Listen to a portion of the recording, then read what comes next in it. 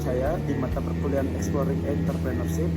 Jadi di sini saya sudah bersama Dwi Sastra, atau nama dekatnya bisa kita panggil Dwi. Jadi Dwi ini adalah seorang entrepreneur yang bergerak di teknologi entrepreneur. Nanti Dwi sendiri juga sebagai CEO atau sebagai founder owner dari Mr. Gadget yang berada di Bali. Mr. Gadget itu apa? Nanti bakal dijelaskan selanjutnya oleh Dwi Sastra. Gimana Wid? Sehat? Sehat, aman. This is aman, lancar? Aman, masih running, masih. Oke. Jadi gini Wi, mau tanya sih, yang pertama, Mr. Gadget itu awal berdirinya gimana sih? Jadi awal mulanya Mr. Gadget itu karena dulu saya sempat berpartner dengan teman saya. Di situ saya melihat peluang, jadi saya memberanikan diri dengan sudah ada yang berpartner kemarin, melihat peluang, saya langsung memberanikan diri membuka toko. Mr. Gadget berdiri itu di Desember 2018 sampai saat ini masih running. Berarti awalnya Mr. Gadget itu dari diri sendiri selaku founder atau owner itu ikut berpartner dulu sama temen gitu ya? Iya, berpartner dulu. Itu kalau boleh tahu, selang waktu sebelum buka toko berpartneran sudah berapa lama? Berpartner kurang lebih hampir 1,5 tahun lebih sih. 1,5 tahun, jadi sebelum 2017 sudah berpartner. Sudah berpartner Dan berani membuka toko di tahun 2018. Mr. Gadget. Nah, bisa jelasin nggak Mr. Gadget itu gerak di bidang apa sih? Terus spesialitinya apa? Value-nya apa sih dari Mr. Gadget?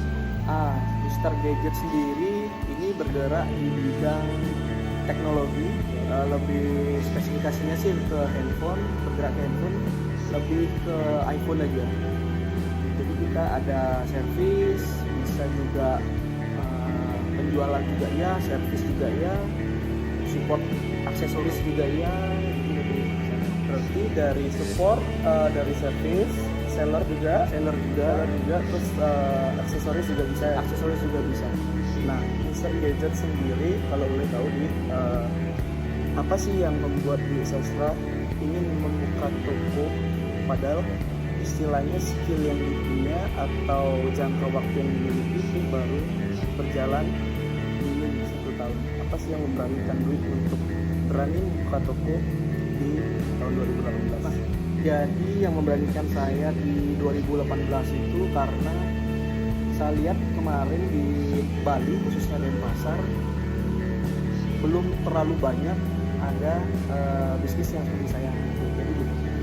Jadi saya memberanikan diri untuk mencoba saat itu karena ada peluang. Waktu itu saya melihat peluang besar itu karena waktu berpartner itu cukup bagus lah, yang saya bilang itu bagus. Jadi saya memberanikan diri untuk membuka toko setelah 1,5 tahun jalannya. Jadi itu yang alasannya sih. Untuk background sendiri, istilahnya ada nggak sih latar belakangnya Dwi dipakai di dalam bisnis ini? Kalau boleh tahu Dwi masih mahasiswa? Masih mahasiswa. Saya mahasiswa. Jadi saya mahasiswa jurusan elektro yang jadi masih ada sangkut pautnya lah dengan dunia elektronika, servis di iPhone juga. Dasar-dasarnya saya dapat juga. Aspek yang membuat saya lebih berani sih ada juga. Nah itu, untuk jadi Mr. Gadget itu bergerak di bidang teknologi yang mengkhususkan untuk servis, seller, dan aksesoris khusus Apple ya, khusus iPhone, khusus Apple. Itu bisa dari handphone, dari Mac-nya bisa, iWatch, dari iWatch, iPad, berbagai macam varian produk Apple. Nah, sekarang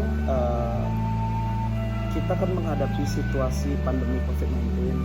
Jadi seberapa berdampaknya sih wabah ini terhadap bisnisnya Dwi, atau sama sekali tidak berdampak? Untuk bisnis saya sendiri dampaknya lumayan berdampak saat ini terjadi karena di Bali khususnya perekonomian kan pariwisata di Bali kondisinya sekarang sedang lagi drop, lagi kurang bagus, jadi mempengaruhi juga uang yang berputar. Jadi saya dari kemarin survei jadi omset lebih turun jadi profitnya juga lebih turun. Berarti sebenarnya dari kestabilan ekonomi dari consumer sendiri Iya, yang lebih mempengaruhi. mempengaruhi. Berarti kalau dari consumer mempengaruhi, kalau dalam bisnis BI sendiri apakah ada yang mempengaruhi? Kalau istilahnya dari aksesoris yang diambil, spare part yang diambil, apakah Itu juga jadi barang yang kita stok biasanya itu mulai lebih langka lagi karena kan sekarang banyak import yang tertunda, barang-barang tertunda, jadi itu impactnya sampai juga ke bisnis ya, bisnis saya juga impactnya sampai seperti part-part lebih susah dicari. berarti sangat berdampak nih, profit ini tinggi banget di dalam bisnis. Berdampak. Oke, kalau misalkan itu kita ngomongin dalam segi bisnis, kalau dalam segi research yang terjadi di dalam manajemen, apakah berdampak? Atau perubahan jadwal, ya mengikuti protokol segala macam? Sedikit berubah, jadi kita ada jadwal yang berubah juga di bagian manajemen. Kita harus melakukan rebuild manajemen yang menyesuaikan dengan kondisi COVID-nya sendiri, Mengikuti protokol yang udah protokol yang harus ada, mengikuti anjuran-anjuran yang sekarang tertera dari lingkungan. Jadi kita manajemen pun juga kita sesuaikan dengan kondisi yang sekarang. Nah, dalam bisnis ini COVID-19 yang terjadi sekarang, apakah ada strategi dari Mr. Gadget sendiri untuk membuat ulang mungkin dari sisi manajemen, marketing mungkin, atau dari citra? Dari kalau dari aspeknya itu kita lebih build-nya itu ke marketingnya sekarang sih, lebih di build marketing yang mana harus lebih menarik lagi mendatangkan konsumen karena persaingan juga semakin ketat. Kita harus rebuild marketingnya jadi lebih menarik lagi daripada yang lain agar bisa running terus lah. Dan pastinya juga menghimbau gitu bagi para consumer yang datang ke Mr. Gadget, kita sudah memenuhi protokol sudah ada aman standarnya udah keluar juga, jadi ada aspek-aspek yang protokol harus diikuti.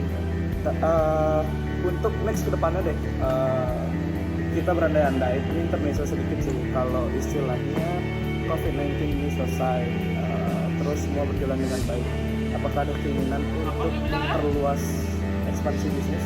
Nah, dari ekspansi bisnis pasti saya berkeinginan sih lebih banyak lagi misalkan punya aset toko mungkin gitu, melirik daerah-daerah pariwisata seperti itu. Sekarang kan saya masih ada di jantungnya Bali, ada di Denpasar sendiri. Mungkin lebih melirik kalau nanti pariwisata sudah kembali normal, mungkin saya punya keinginan buka juga di tempat pariwisata. Nah, teman-teman, itu poin yang pertama sama yang poin ketiga sudah disampaikan tadi. Mungkin poin kedua belum saya tanyakan. Poin kedua ini mengenai alasan sebenarnya dari jiwanya Dewi memilih untuk menjadi seorang entrepreneur. Coba, gara-gara tuntutan dari luar atau emang keinginan dari diri sendiri atau gimana? Kalau pertanyaan ini sih lebih ke keinginan sendiri. Tekad tuh lebih karena ingin membuat orang tua lebih bangga. Tekad yang lebih besar sih dari sana, dari keinginan sendiri. Nah, dia juga tadi udah sampaikan di awal video bahwa dia berani mengambil risiko yang pertama dengan situasi minim, mengikuti partner selama 1,5 tahun, jadi jaraknya itu sangat tipis, dan dia berusaha dan memberanikan diri karena tekad yang besar tadi, duit membangun Mr. Gadget di tahun 2018 dan running sampai detik ini. Masih running sampai detik. Berarti hampir jalan 2 tahun. Oke, itu aja sih udah lengkap dari apa yang udah poin-poin yang dikasih sama tugas ini. Jadi next ke depannya Dwi mengharapkan apa dari bisnis Dwi sendiri atau dari bisnis sendiri? Untuk saya sendiri sih mengharapkan balik ke dirinya saya lagi sendiri, biar bisa lebih konsisten di bidang ini, lebih all out, jadi bisnisnya bisa berkembang lebih baik ke depannya. Ini Astungkara. Jadi itu teman-teman, sebelum kalian membuat bisnis atau kalian berusaha untuk nge-create sesuatu yang penting dalam hidup kalian, dari dalam kita sendiri berusahakan untuk mempunyai tekad yang besar ya sebenarnya, tekad kita ini. Terus nah duit juga termasuk di dalam jenis entrepreneur teknologi, di mana bergerak di bidang service, bergerak juga di bidang seller, bergerak juga di bidang tadi apa namanya, supporting system dari Apple atau macam varian dari iPhone.